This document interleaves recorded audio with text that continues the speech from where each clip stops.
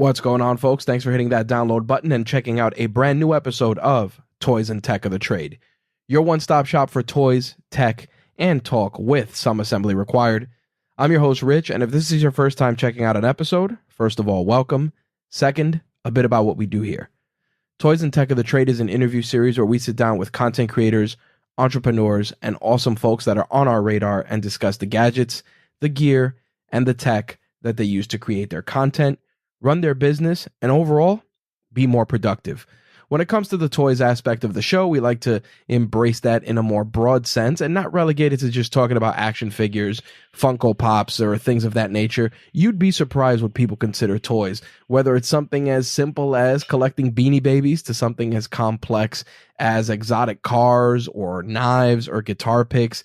Everyone has their own definition of toys here, and we embrace that wholeheartedly.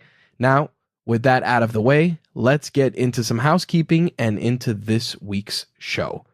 So, first off, obviously, it's been a couple of weeks since we did an episode, and for those of you that checked out the November update and heard a little bit about that, just to update everyone who may have either not heard it or if this is your first time checking out an episode, a couple of weeks back, October 21st, my grandmother ended up having a stroke while driving, which was just pretty scary. She was in the car with my sister, who has autism, which is a separate story for a separate podcast and a separate show. But nonetheless, she ended up having a stroke while she was driving, pretty close to home. As far as I know, she got into a little bit of a fender bender. She doesn't remember much. Some good Samaritans moved their car to the side of the road. And strangely enough, my grandmother walked home with my sister. Like I said, she wasn't very far from the house, walked home, came into the house, and we have a homemade that helps with my sister and said, hey, listen, you want to take a look at your grandmother? She doesn't look too good. Needless to say, she didn't. She was having a stroke, ended up having her in the hospital, calling an ambulance. She went into the hospital for roughly 9 days, almost 10 days, in varying types of ICUs, got moved to rehabilitation, and did rehab until earlier in mid-November, and has been home ever since. So that threw a lot of different monkey wrenches into how things are here in my home. Nonetheless, things are starting to get to some semblance of normalcy, and we got through Thanksgiving and everything, and lots to be thankful for. Sadly, I remain unemployed, which is something I'm not thankful for, but nonetheless, it was a blessing in disguise because it let me be here to assist my family with everything going on, be a resource for my grandmother's situation, and help that along, and allow me to fine-tune and strategize what is going to be next for Toys and Tech of the Trade. So, usually, I release our Toys and Tech of the Trade holiday gift guide very early in the month, and I decided too many people and too many things are sprinting to the finish of 2020. We're jumping from one holiday to the other, not letting people marinate and enjoy, whether it's Halloween or Thanksgiving. Everybody's jumping right into Christmas and, looking at the remaining amount of time on the calendar as just the end of a year that has had, its fair amount of challenges for many of us. But for me, what I wanted to do was I wanted to actually do the podcast and launch the gift guide when it was the quote unquote start of the holiday season, which is after Thanksgiving. As such, I had originally recorded this show, this portion of the gift guide well before Thanksgiving, and after thinking about it and kind of mulling it over for a bit, I decided, you know what? I'd rather scrap it and record it after Thanksgiving just to really get into the quote-unquote holiday season. And again, many of us are doing our shopping from home. Some people aren't even doing that because the economics of their personal life aren't allowing them to have quote-unquote the usual holiday season. And I want to respect that because there's a lot of people that just aren't doing great financially, and as such, I wanted to put this out there and give people resources but give you resources not only for those that are in your life that are creators and entrepreneurs that you want to buy gifts for, but you know what? Giving gifts to yourself to help you be a better creator, a better podcaster, a better business person. If you're trying to launch a business, I know a lot of people are in the midst of launching businesses amidst this pandemic, either because they know that this is the time or because they're just motivated because they're home and they need things to do.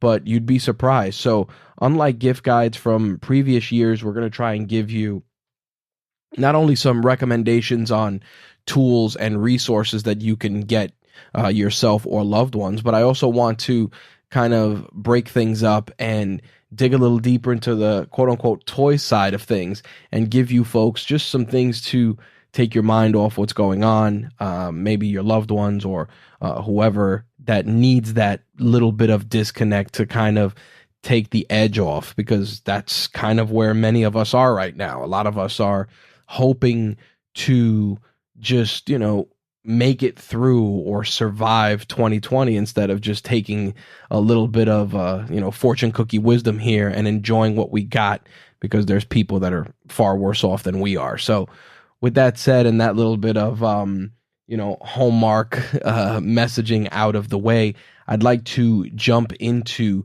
the 2020 holiday gift guide and hopefully give each and every one of you something that you can either get yourself or get your aspiring entrepreneur, podcaster, content creator that can help them on their journey. And like I said, when we get to the toy section, we're going to have a lot of cool stuff that we're going to recommend. Some of it is stuff that may be on your radar. Some of it may not be. But nonetheless, let's get to it and kick off the 2020 Toys and Tech of the Trade Holiday Gift Guide. So, in the midst of my brief hiatus, a lot of folks I've either consulted on or helped them launch their podcasts.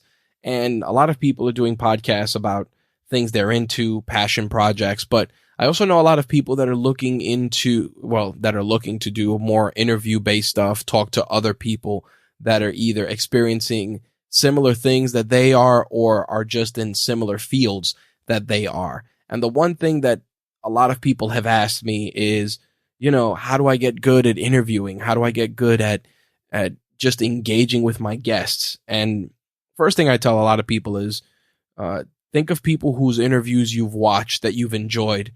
Rewatch them. Look at the host. Look at the interviewer. See what they're doing. See how they're engaging with their guests. What questions they're asking.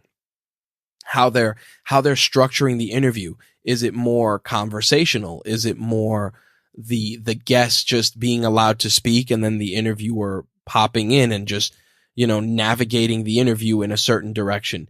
Everyone has their own interview style, but the one thing I tell people is start there. Start with the people who you're into. Start with interviews you've enjoyed. Listen to other podcasters. Listen to other podcasts that conduct interviews. Obviously, I'm going to show myself because I think I do a pretty decent job. But the thing about it is use that first. Draw inspiration from there. But along the way, there's always tools and tactics and tips that can help. And one of the things that was on my radar quite a bit, thanks to the cookies in our browsers recommending things, was pod decks. Now, you're probably asking yourself, what the hell is that? So pod decks is a set of cards that have interview questions that you can use for not only your interviews, but for different aspects of an interview. If you're talking entrepreneurship, there's a deck with entrepreneurial questions. There's icebreaker questions. There's different fun questions, thought-provoking questions that can help you not only break the ice, but can also help make the interview just unique and different. Now, of course, let me preface, and this goes back to being in elementary school. Don't just read a question off a card. Make the question your own. Make it part of your conversational style. Make it part of what you do. And then take that and apply it to your podcast, your vidcast, whatever medium you're doing where you're engaging with a guest. Because the hardest part obviously, besides growing your podcast and promoting your podcast, is getting guests and making sure that you're not only getting them, but making them feel comfortable, making them feel welcome, and making them want to come back. Because it's very easy to say, hey, I'm going to do a quick Q&A and pose some questions, or maybe go on Twitter and get questions from your audience. But again, at the end of the day, it's you and your guest, and you need to go and really fine tune that, because that guest experience can translate to them recommending you to other guests. Hey, I stopped on this podcast. So-and-so asked me some great questions, a lot of fun stuff, a lot of different stuff, not the usual cookie cutter stuff. And Pod Decks was surprisingly solid. Travis, the creator of Pod Decks, has really not only taken Pod Decks and made it essential in the toolkit of any podcaster, but he continues to innovate and keep it fresh and keep it awesome. So much so that now you can get Pod Decks as an app on your iOS or Android device. So you can get all the different decks right on your device, and you can take those questions. And this is the dopest part of the Pod Decks app. You can build your own deck. So you can go into, let's say, icebreaker questions. You can go into the entrepreneurial deck. You can go into, if then scenarios, just a bunch of different things that will let you just up your ante and be a better interviewer. Like I said, Pod Decks is awesome, whether you want to get something analog and just have the deck of cards on you, to going the digital route. And it's a paid app, but let me tell you, I bought the app on iOS when Travis announced it, and I went through it and I was just like, let me see what it's all about. What's the big deal? It might make me a better interviewer, but it might give me a couple of questions that I've never thought of asking. And man, was I blown away by the amount of different questions, different things that Travis thought of for these different decks. Like I said, there's a deck for every situation. And initially I was going to do a whole big episode just dedicated to Pod Decks, and I may even try to get Travis on a future episode. But if you are looking to be a better interviewer, you can, like I said, watch a bunch of interviews, read a bunch of books, but give Pod Decks a shot. For Black Friday, he was actually doing the decks for I think it was $10 a deck. And again, a $10 investment that may give you hours and hours of content for your podcast or your vlog or your vidcast, whatever it is that you're doing in terms of engaging with another human being. I'm all for it. So Pod Decks is the number one recommendation for our 2020 holiday gift guide if you are a podcaster and a creator. All right. Sticking with our content creators and our podcasters, one of the biggest things that has come up often, especially now that so many people are on Zoom and doing Skype and GoToMeeting and Microsoft Teams, whatever it is a microphone. Yes, having a decent camera for all of this is good, but a microphone is key. And there's a couple of recommendations that I've always said are my tried and true recommendations, such as the Audio-Technica ATR 2100, which is a great mic. You can pick it up for sometimes $50-$60, and it's easy to recommend that. But I've been working over the last few years with a lot of Rode stuff. We have a Rodecaster Pro here in the Rageworks studio. I'm using a Rodecaster mic. The thing that got me recently was their new quote-unquote entry-level mic, which is the Rode Pod Mic. It's $100, but man, does it stand shoulder to shoulder with some of the hitters that are out there. I'm talking about, like I said, the ATR 2100, some of the more expensive $200, $250, $300 mics. The Rode Pod Mic definitely stands on its own. So much so that I actually picked up an extra pair to have here in studio, just so I can keep the Rode consistent sound throughout any of my broadcasts. Plus, now that I'm actually not leasing out my home studio, but letting it be used by some of our other hosts, I'd like to keep that consistent sound, and just having the Rodecaster Pro, some Rode mics, it definitely has made a difference in terms of sound.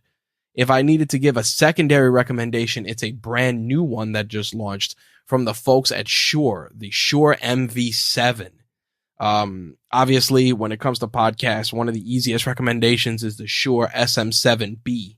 It's one that has been used in countless podcasts, countless radio shows, and it's great. But the MV7 has something much like the ATR 2100, which is USB plug-in capabilities plus XLR. And the craziest thing is you can use both of them simultaneously. It's, again, easier on the pockets than some of the bigger mics, but it works really well. It has a companion app that you can use with it, but it has, more importantly than all of that, great sound quality. If you love the sound of the Shure SM7B, the Shure MV7 may be another one to consider. And I'm only sharing it because I wanted to just give another alternative to the Rode Pod mic. Now, I mentioned the Rodecaster Pro. I got to tell you, you don't want to get into gear acquisition syndrome. You don't want to get gas. Don't want it. You don't need the big $500 mixer.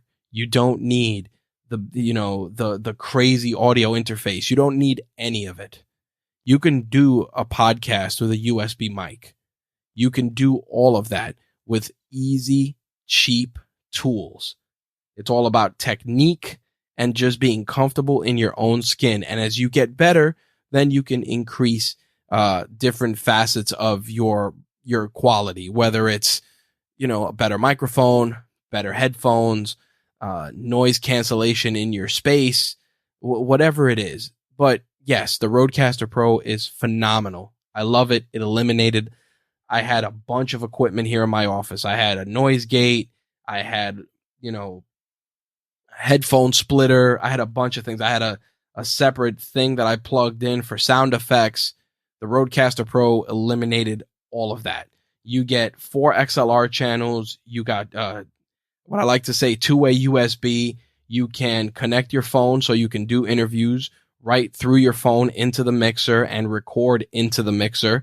And it even has Bluetooth as well, which I've used for some of the calls that I've done where I don't want to, wear my AirPods or something like that. I'll just pair my phone to the mixer and use the Rode mic that I currently have plugged in. And on top of that, and this is one thing I really, really enjoy, I've gone and done Instagram Live and some of the other stuff with the phone serving as the video portion, but the audio is being provided by my mic through my Rodecaster Pro. So if you're going to do Instagram Live, things like that, you want to up the ante a little bit. You want to increase the quality of your podcast or, videos, etc. The Rodecaster Pro is great. It's a little bit pricey, like I said, but if you're really into upping the ante of your product, I definitely can say that the Rodecaster Pro is great. But like I said, you don't necessarily have to go that route as well. Zoom actually dropped a really awesome piece called the PodTrack P4. Not only is it a dedicated podcast recorder, but it comes from a reputable company, which is Zoom. You can plug in up to 4 XLR mics and record in multi-track. Plus, there's independent headphone control for each participant. And you can connect it to your smartphone, your computer, your tablet to record remote calls. You can use it as a USB audio interface. And like I said, as a portable recorder. It even has little sound pads for you to play music and effects during your shows. And most important, it's a little easier on the pocket, coming in at $200. I love Zoom stuff. We have a Zoom H6 here that I use as a secondary recorder in addition to recording into the Rodecaster Pro. And you're probably saying to yourself, but Rich, why do I need a secondary recorder if the Rodecaster Pro is my main recording, or if I'm recording into my PC or my laptop? Well, the answer is simple. You can never, ever have enough backups. whether you get a blue screen of death on your computer, whether the power goes out in your house, whatever the case may be, a secondary recorder that is either USB powered with a USB battery backup or just regular AA or AAA batteries is a godsend. On top of that, you can grab something like the H6 or even some of the lower tier stuff and take it with you if you wanted to record on the go, if you wanted to grab some man on the street, woman on the street interviews for your podcast or whatever content you're creating. Again, don't relegate it to just the stuff that you're having at arm's reach when you're recording at home. But if you want to record on the go, don't want to lug around a mixer or some of this other stuff. Like I said, I used the Zoom H6. Before that, I used the H4.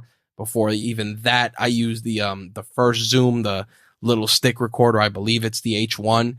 But I got to tell you, the Zoom PodTrack P4 is a tremendous piece of kit for such a low price point. So definitely a recommendation I wanted to throw out there for those of you that are enduring sticker shock with a Rodecaster Pro. Next up, obviously, we've talked a lot about audio. I want to talk about video, but I also want to talk about photography and, image capturing in general. Whether you're a podcaster, whether you're a YouTuber, whether you're an aspiring photographer, hell, whether you're someone that wants to just take better pictures of their kids or their pets, a good camera, obviously the best camera is the one you have on you at all times, which if you have some of the latest smartphones that are out, you're probably going to have a great camera. But sometimes you don't want to just leave it all to your phone for whatever reason. So I want to recommend a couple of different image capture devices that can serve more than one purpose. When it comes to cameras, I'm a Sony shooter, but that doesn't necessarily mean you need to be a Sony shooter. I like the Sony a6400. It's currently what we shoot with here. Doesn't have a recording limit, shoots in 4K, can use a bunch of different E-mount lenses. It's nice, it's not too expensive, and it does the job.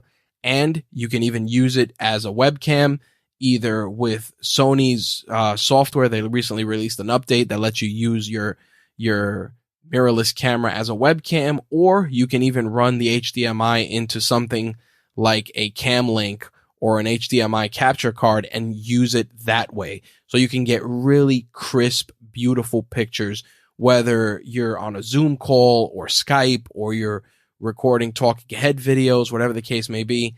Love the Sony a6400. And even if you get it with a kit lens, which is the 16-50, the small lens, it definitely does the job.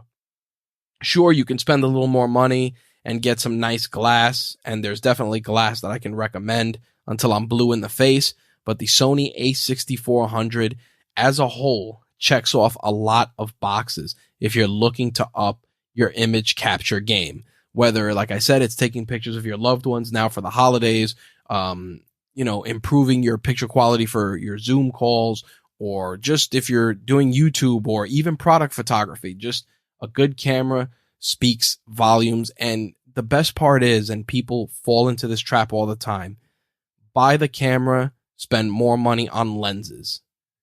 Sure, the a6400 is great, but there's plenty of, you can go 6100, you can go a little bit more. It's all about budget. I like the 6400. I think it's awesome. It's taken amazing pictures of my very, very active 2-year-old toddler, which is great. So, fast action photography is awesome. And just a ton of great product photos that we use for RageWorks, and even some of the YouTube videos that we've taken lately have all been done with the a6400. Now, if you love Canon or you want something a little cheaper, the Canon M50 is a massive, massive value. It's Canon's mirrorless, and it is incredibly underrated. A lot of people complain because it crops the image if you shoot in 4K. But let me tell you, if you're just taking some photos, some videos for your YouTube channel, the Canon M50 does the job. It's not that expensive. You can probably pick it up for less than $500. B&H is your friend sometimes. They have open box deals. You can even get them refurbished from Canon and save a ton of money. And the lenses aren't expensive. Plus, you can get an adapter and use regular Canon glass as well. So again, Sony a6400, Canon M50 are both phenomenal. Now, if you want to go and be a little bit more artistic with your videos, a lot of people are going to recommend gimbals. You can get different gimbals, whether it's to hold your phone. I personally am more partial to the Osmo Pocket gimbals. They're really nice. You can capture some great video, slow-mo, and it's all stabilized and really, really nice. Osmo actually came out with their new Osmo Pocket 2, which they have a creator kit. It'll run you $500, but man, the amount of stuff you get in there, you get a tripod, you get a wireless microphone, so you don't have to worry about, the audio quality. You can just you can take the microphone that it comes with, clip it right to your lapel, and set your Osmo Pocket on a table, have it follow focus your face, and you're off to the races if you want to create talking head videos, or if you want to do voiceover while you're recording travel vlogs, or anything that you want to just give a little extra voice to when it comes to your storytelling. The Osmo Pocket Creator Bundle is a no-brainer. Like I said, it's going to run you $500. You don't need it, but I really think that for the holidays, it's great. It's very small. You can throw it in your pocket. If you want to run around and capture the holiday lights with your kids and don't want to worry about pulling out your phone or taking your big camera with you, the Osmo Pocket is clutch. I definitely endorse it. Now, when it comes to multifaceted devices, one of the biggest things that has been huge for me in 2020 has been my iPad Pro. Mostly because with the Apple Pencil, I can just write on it, take notes, etc. Obviously, if you have something like the Samsung Note, you can laugh at me in Samsung. But as a previous Note owner, and which I do miss, I got to say that the iPad Pro is a welcome substitute. But you can also get, you don't have to get a Pro Series iPad if you need to use the pencil. I believe it's the latest iPad Air that can use the Apple Pencil as well. I'll make sure to include that in the show notes for this episode just for some clarity. But I love the iPad Air. But any tablet will do the job if you want to use it to consume content, whether it's videos or books. My iPad Pro gets a lot of time, more so with me reading than anything else. I have the Kindle app on there, and I just have all my books, read a lot of comics. I've been doing a lot of that, catching up on a lot of stories as of late via the Comixology service and also Marvel's service as well. So definitely a great piece to have. Plus, if you get something like Poddex, which I mentioned earlier, you can download the app right into your iPad, pull up the questions, add that to your workflow, and it's a great piece of tech. I mean, some people have a love-hate relationship with Apple, but the iPad it has never let me down. I'm not going to complain. And I definitely can't not recommend it because it definitely does the job. Now, we've talked about audio, we've talked about video, we've talked about photos. Here's something that was a big rookie mistake on my part, and I want to put this out there for entrepreneurs, content creators, and it is collecting emails. Let me tell you, collecting emails was a rookie move that I dropped the ball on. And even now I'm still trying to make it up, but it's nowhere near where it should have been had I started earlier. And I'll tell you why. Because if you engage with your audience on Instagram primarily, and Instagram goes away tomorrow, how are you going to reach out to those people? If Twitter goes away, same thing. Facebook, YouTube, etc., etc. The one thing that is a constant is email. People still access it. People still use it. People still open emails. I mean, I get sometimes 500 emails a day, and out of 500, I can at least say that I open at least 150 to 200 of those emails because they're actual pertinent things that I've signed up for, whether it's newsletters or just regular correspondence, but email is clutch. Now, obviously, collecting emails, all of that stuff, there's a bunch of different services out there, but I got to give a huge shout out to the folks at AppSumo, Noah Kagan, everybody over there. They came out with a product which is SendFox, and you can get a lifetime service with, I believe it's $49.99, and it lets you just collect and send a ridiculous amount of emails. It's a small investment, but it's clutch. You don't have to, it doesn't have a steep learning curve. You can create an email in just a few minutes. You can launch a campaign very quickly. You can tie it to your blog or your website so that when you post new content, it actually creates like an email, almost like a customizable template that you can send out with your latest posts, etc. And I'm actually using SendFox not only on the RageWorks Network website, but also on the main RageWorks site to collect emails and engage with our readers and our podcast network listeners, whether it's this podcast or any of our others. And I got to say, SendFox is great. MailChimp is also good, but I like the simplicity of SendFox. And this is an instance, in my personal opinion, where I feel less is more. Sure, you can create this big, fancy, splashy looking email, but at the end of the day, people are going to open an email and they're going to skim through it. And if it gives them value, they'll really read it. And if it doesn't, right to the junk file and it's out of here. So if you want to just make sure that your content and your message is front and center, I got to recommend SendFox. They are fantastic. I really, really like what they're doing. Like I said, easy on the pockets. And more importantly, email is still viable. Don't let anyone tell you otherwise. It really is still viable. Next thing, we all have our cameras and our setups in different parts of our home for Zoom calls. And you're probably saying to yourself, man, my people can see my bathroom, or people can see my kids, people can see my TV, etc. You want a little bit more clarity and professionalism. And of course, it's easy for me to go and recommend something like a green screen. You're probably saying to yourself, why would I need that? Well, if you want to just hide your bookshelf or your weird, tchotchke figurines that are in the background of all your Zoom calls, if you want to keep yourself front and center, a green screen will get the job done. Now, there's a couple different options you can go with. You can get a simple pop-up screen that you can actually mount on the back of your chair, which is pretty funny. It's I want to say it's about $80. I'm going to include it just because it's a good low budget option that you can just clamp right on the back on your chair back, and it's almost like a green screen halo that goes behind you, and you can just hide your background accordingly. But I do like the Elgato green screen. It's collapsible, even though they have also a wall mounted version, but it's a collapsible green screen. You can put it right behind your chair and pull it up in one step. Boom, you got the green screen right behind you. You can chroma key yourself out.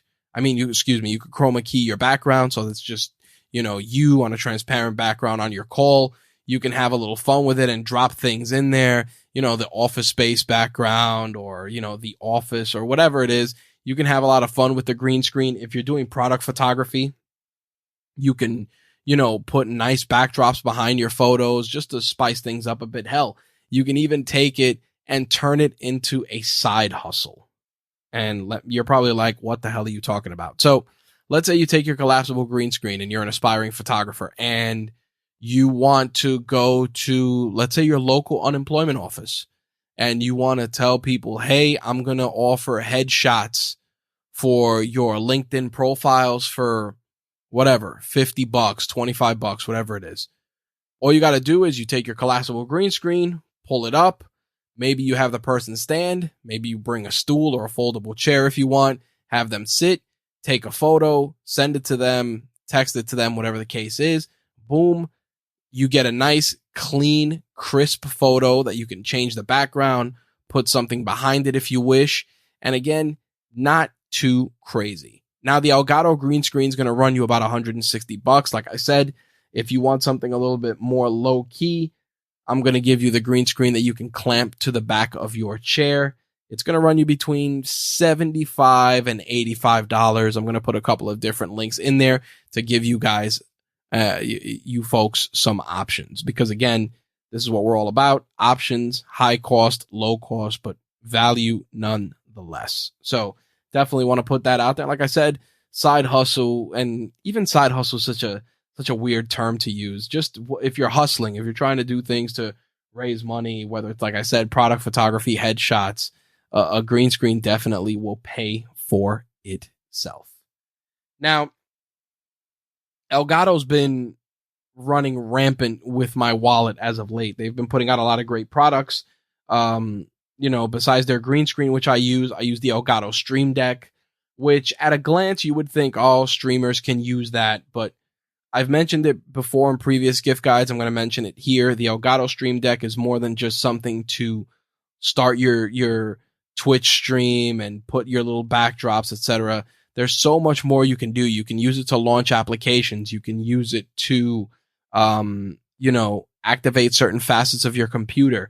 I just recently picked up some Elgato lights because I want to try and really start taking Twitch a little bit more seriously. I can use the Stream Deck to control that.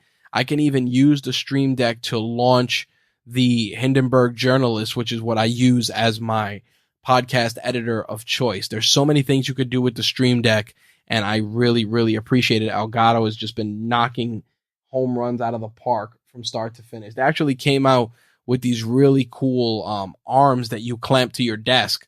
So if you want to, put your camera on an arm and put it behind your monitor, they offer that. But what I'm using the Elgato Arms for is to do overhead shots when I'm doing product unboxings for YouTube.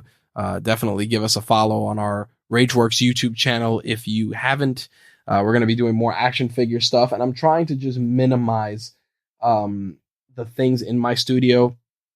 Number one, because I have a very active toddler that likes to touch things, but number two, I don't want things that can hurt her. And I was originally using a Glide Gear overhead frame.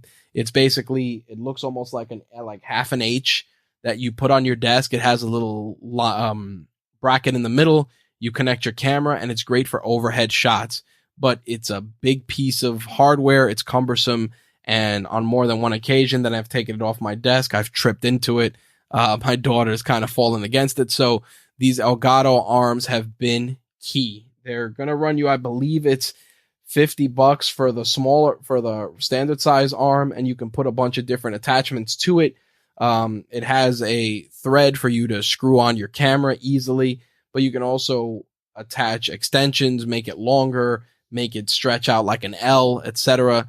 And again, not too crazy, not too expensive. Of course, you can do the same thing with a tripod that has a center column that folds over. You can also do it with a C-stand. And, I don't know what people's space situations are, but anything you can clamp to a desk and put on and take off is always good. So the Elgato Arms, I'm going to put them in the show notes for this episode. They are massive. They really have been great. Next up, I know some of you are still out there traveling, whether it's right or wrong. I'm not going to get into the politics of traveling for the holidays or traveling in general. But one thing I do want to say is that sometimes you don't want to listen to your iPod or your iPhone or even your tablet. Sometimes you just want to veg out and watch the in-flight movie, but maybe you don't want to buy the cheapo headphones that the airline is giving you. So something that saved my butt quite often when I was traveling for my day job was the AirFly. It was put out by a company called 12 South, and basically you plug it right into the headphone jack of the in-flight, on the plane that you're on, and it will allow you to pair your Bluetooth headphones, whether it's your AirPods or anything else. You can pair it right with the AirFly, listen to the in-flight entertainment nice and easy. You don't got to get their corded headphones or anything. You can just use your favorites, plug it in. It's a simple device. It runs, I believe it's like $29.99. I've even seen deals with it being substantially cheaper. but boy, was it a massive, massive assist in those instances when I was flying down to Atlanta, where my home office was at the time, and I didn't want to buy the in-flight headphones for whatever reason, because I had a perfectly great set of AirPods, and I even had a set of Beats Sport Beat headphones at the time that were really, really my go-to when I was traveling, just because they had better noise cancellation than the first gen AirPods, which I still stand by. The AirPods are great, but they would slip out of my ears often. So that brings me to the next thing. Good headphones. Good headphones will make or break your editing. They'll make or break your YouTube viewing. They'll make or break your Zoom calls. Good headphones are key. Now, it's easy for me to go and tell you, hey, you can get this expensive set of headphones, but Audio Technica makes, I use the M50 headphones here in the studio, and they're really good, but they also do the M40s, which are phenomenal. I actually have some M40s here in the office for guests to go with the pod mics, and they are the perfect mix of great sound quality and solid value for your wallet. So I'm going to make sure to include both sets of headphones as well. Like I said, I like AirPods for when I'm out and about. If you have an iOS device, I could easily recommend them, but I'm not. And I'll tell you why. Everyone's ear canal is different. And a lot of people, the AirPods will slip out of your ears. But I got to tell you, the Beats Pro sport headphones, even though they're pushed for sport headphones, they are outstanding. They have, rechargeable case, and they have the little hook that'll hook behind your ear. You get that Beats quality sound.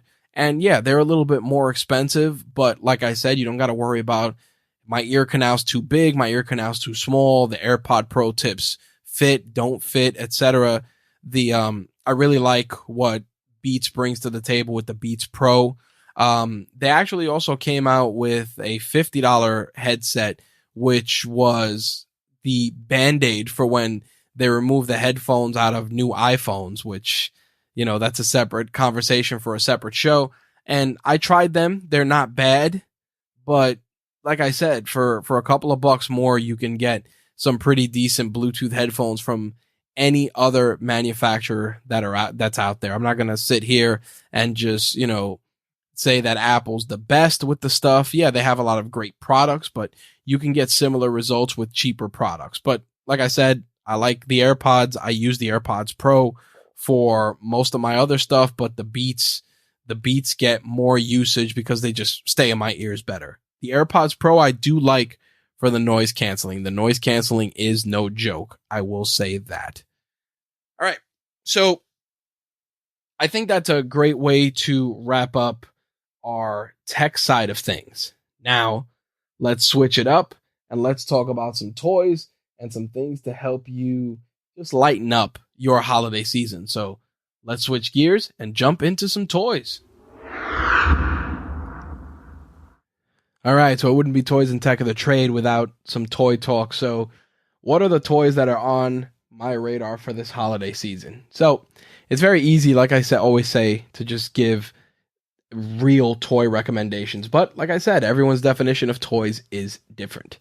So I want to give a couple of different things out that some of you may find useful, some of you may gift to your loved ones, but I got to tell you, they pay for themselves. And one of the first ones is it's pretty much any device that can make your home a smart home. Sure, there's Alexa, there's Google. I can recommend a bunch of them, and they're all great. But I got to tell you, the two that I use in my home are, like I said, Alexa and any of the Nest Google devices. They are great. They have a low barrier of entry. You can get them as cheap as $20. And you would say to yourself, oh, why do I need that? It's always listening, etc. There's a bunch of different options you can enable. You can turn off the microphones when you don't want to use it, etc. But I got to tell you, they have been great. From something as simple as play, nursery rhymes for my kid, which, again, something you can do with your phone, but you can use a smart device. You can use that. as an intercom system in your home, that has actually been the biggest benefit. With my grandmother home now, we put a Google Home downstairs, and you can intercom through the house, and you can just say, hey, broadcast, and it will send out a little chirp through the house for something like, hey, can someone come downstairs? Or I've used it to just let people in my house know that dinner's ready, so I don't have to yell if the baby's sleeping. So a lot of different things. Amazon does the same with Alexa. You can do stuff. You can even use the Alexa app on your phone and just call any of the Alexa devices in your house for the same thing. Hey, dinner's ready. Hey, can you come downstairs, etc. The Google ones, though, any of the ones with screens are great because we use Nest doorbells and cameras in my home. And especially for the holiday season, man, porch pirates, they're out there. And I got to tell you, being able to see the Amazon delivery person clearly not ringing my bell and throwing the packages on there just gives me that extra peace of mind for me to walk up to the door and grab my packages before someone else does. And again, there's different smart devices. You can use a bunch of different ones, but I got to say, it's a matter of personal preference. I use both in my home, but either one of them do the job. Like I said, you can start with something small, like a small Alexa speaker. You can get them for sometimes $20, $30.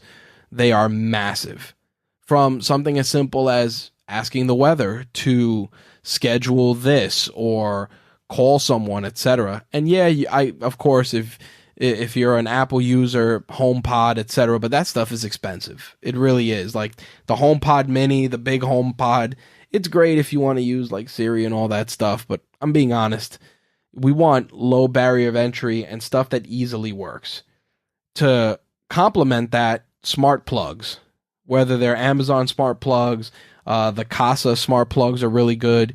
Smart plugs are a godsend. You can, again, pair them with your smart home device of choice. And in this case, I'm going to use something so silly, but it works. Put a smart plug in my living room, plugged our Christmas tree into it. I can say, hey, turn on the Christmas tree, etc. And, if you want to show a 2-year-old some magic, say, hey, turn on the Christmas tree and just have it automatically light up, or activate Christmas mode, different things. We have fun with that stuff. But again, smart plugs are key. Turning on lamps, turning on and off your PC. There's a bunch of different ways you can use them. Again, super cheap. I'll put a couple of different ones in the show notes for this episode. Those are some nice toys. Now, obviously, I can recommend Funko Pops till I'm blue in the face, but I'm getting out of that a little bit because they've been very expensive. But what's really impressed me as of late, if you're into action figures, has been the stuff that McFarlane has been putting out. McFarlane Toys got the DC license recently, and they've been putting out some really awesome DC figures from a variety of DC comics and shows, whether it's Teen Titans. They got a Cyborg out from Teen Titans, but I actually picked up a couple of Batman figures from some of the latest, like Dark Knight's Metal and other assorted Batman things like the games, etc.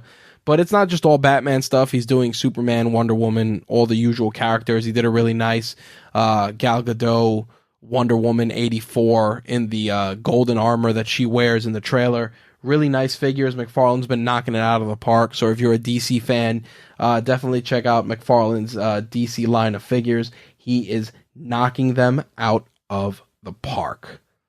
Also want to throw a big shout out to the fine folks at Hasbro, who have just been taking my money left and right with all of their great products.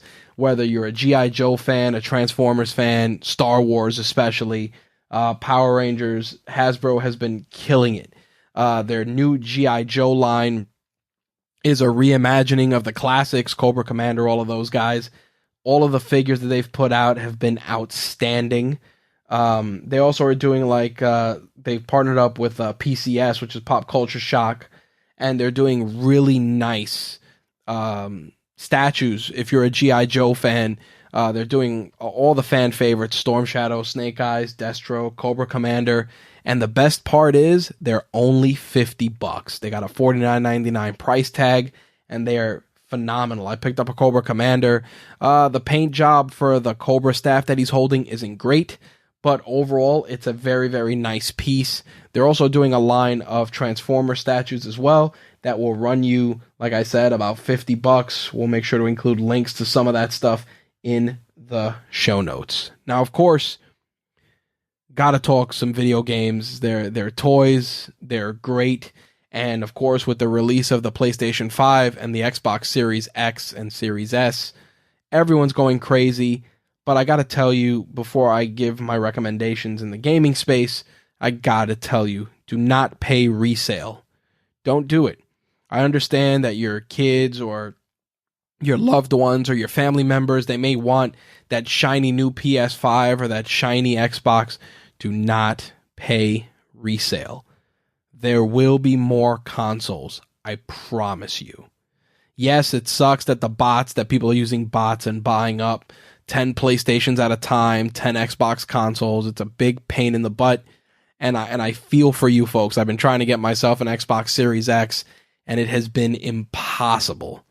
I got lucky and got a PS5 thanks to an assist from my Rageworks teammate Slick, but otherwise I wouldn't have been able to get a PS5 either. But in any case, sure, I can sit here and tell you get a PS5, get an Xbox Series X, but honestly, I want to recommend the Switch of all things, the Nintendo Switch, not only because it's an incredible value, but because you can get the sign up for the Nintendo account and download retro games and play retro games on the system, NES classics, etc. But the best part is the Switch gives you the best of both worlds. You can plug it into the dock and play it on your TV, or you can take it on the go and enjoy those same games, whether you're on the bus, the train, etc. It's a great all-around system. There's an amazing library of games. Any of the first-party stuff is always top-notch. Any Mario, Zelda is always great. Love all of that stuff. A lot of people have been playing Animal Crossing. Not my cup of tea, but a lot of people speak highly of the game.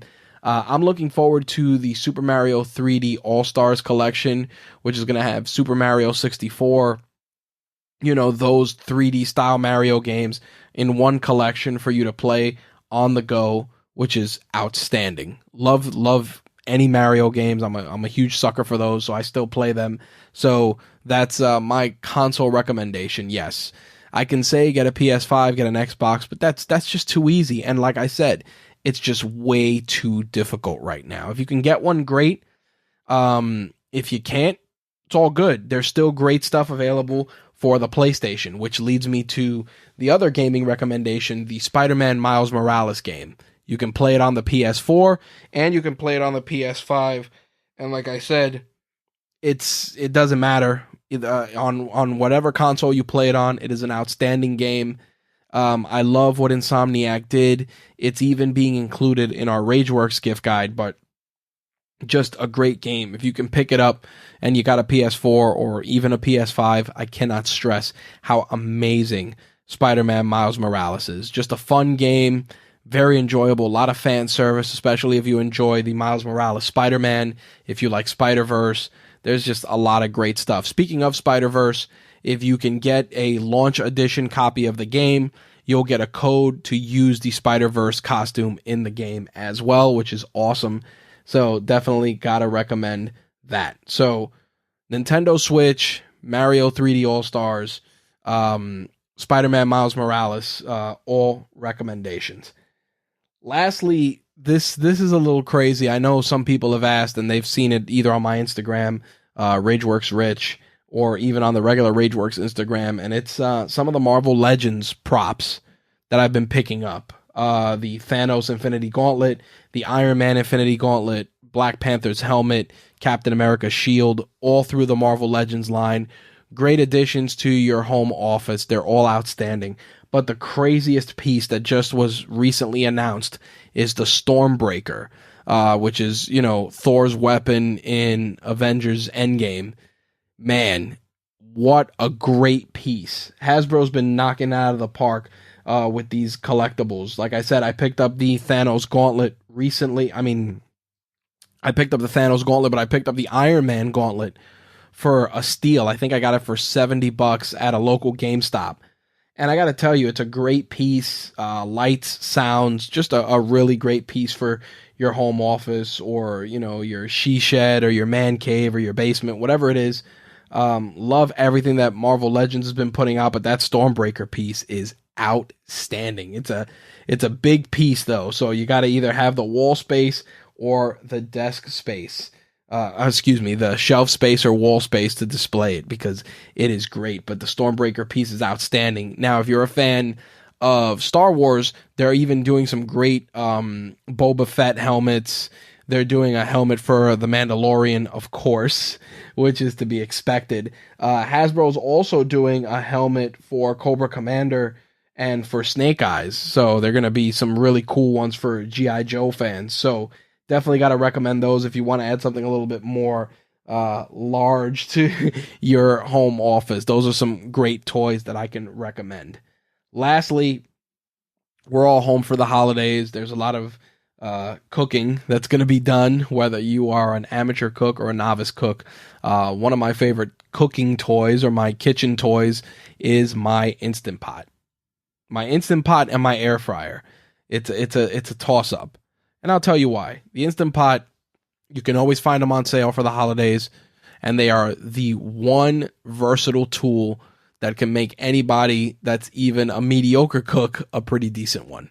You can slow cook, you can pressure cook, you can make rice in it, do a bunch of things. They're cheap.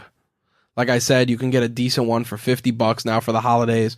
Walmart does a bunch of deals.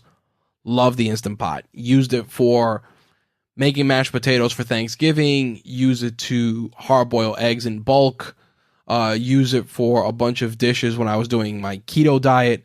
There's so many things you can do with it. Like I said, it replaces a bunch of different appliances. It has a slow cooking function if you want to do stews and chili, etc. It's great for that. But if you want to do some of the other stuff, tougher cuts of meat, which are cheaper, especially now, and if you're cooking in bulk especially, cuts the cooking time in half, sometimes even more so. So you want to make that beef stew, and you want to crank it out really fast, do it in bulk. The Instant Pot will get the job done. Like I said, if it wasn't that, my other toss-up would be an air fryer. I'm using one from, I believe it's Cuisinart that we have. It's a toaster oven air fryer combo. Outstanding. Air frying, pickle chips, French fries, tater tots. Again, stuff to cut cooking time in half, cooking quickly, and cooking in bulk is massive. It's two of my favorite kitchen toys that I've been using as of late. Love them both. We'll put some links to some recommendations. Listen, for air fryers, Instant Pot is doing one. I got to play with it once. A friend of mine has it. Pretty cool. Ninja has been killing it with their Instant Pot type devices, as well as their air fryer. So I'll put links to that in the show notes as well.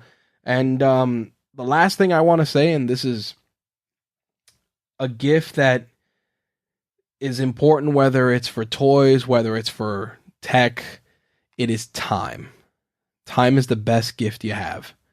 Whether it's taking that time and putting it towards growing your business, growing your brand, growing that passion project into a business, but more importantly, the time you have with your family, with your loved ones, with those closest to you, is bigger than any gift that I can recommend. Time is what we all need.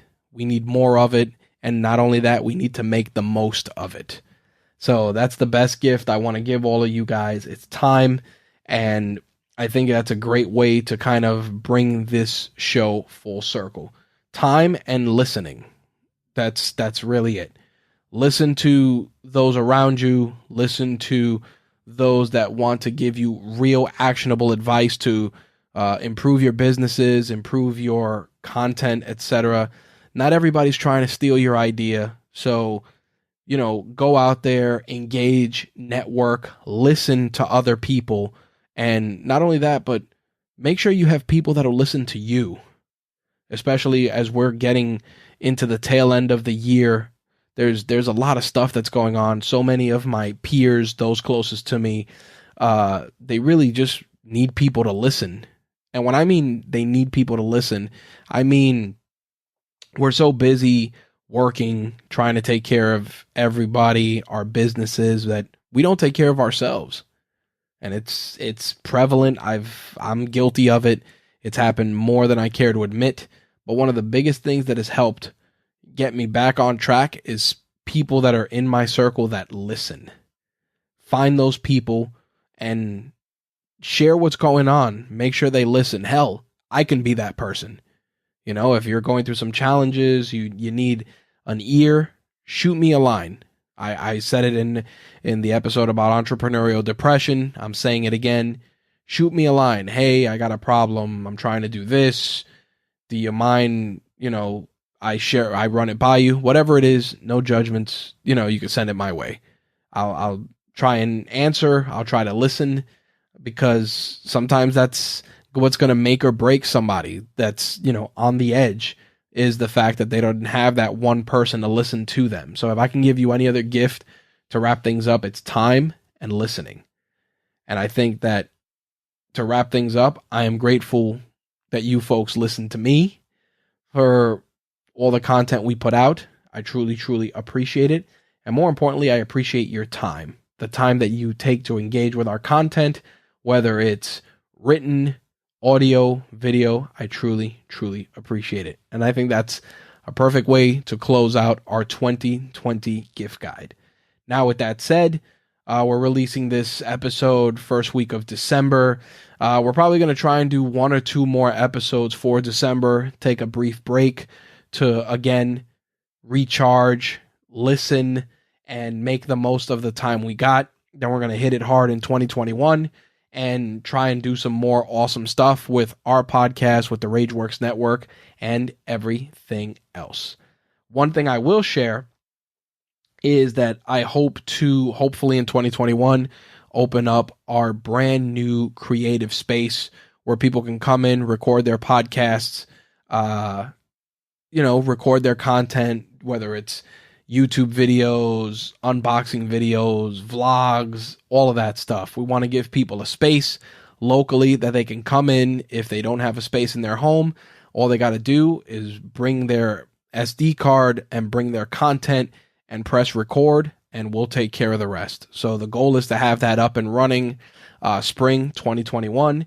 If you want to stay up to date with that, we're actually setting up an email list that you can sign up for and stay up to date with the development of the creative space, where we're at, etc.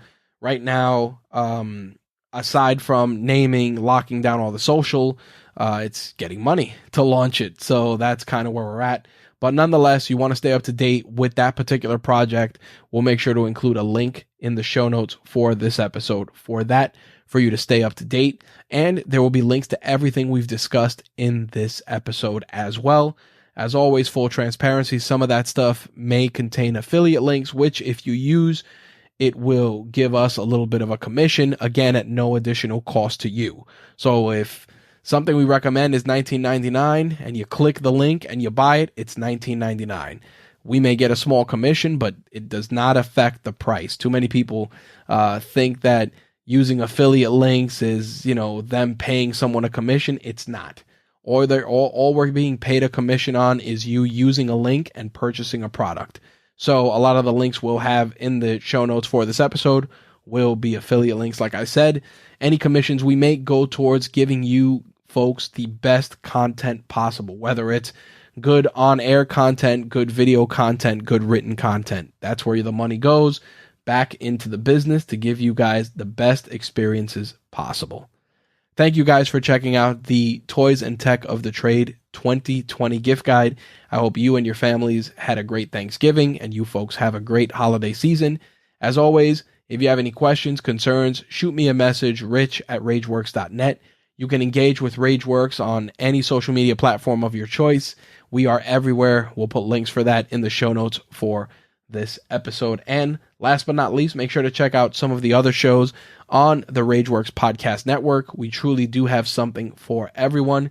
You can follow us, rageworksnetwork.com. visit there, check out all the shows. You can also find all the shows on the podcast platforms of your choice. Thank you guys for taking the time to listen to this episode once again, and I'll catch you guys on the next one. Peace.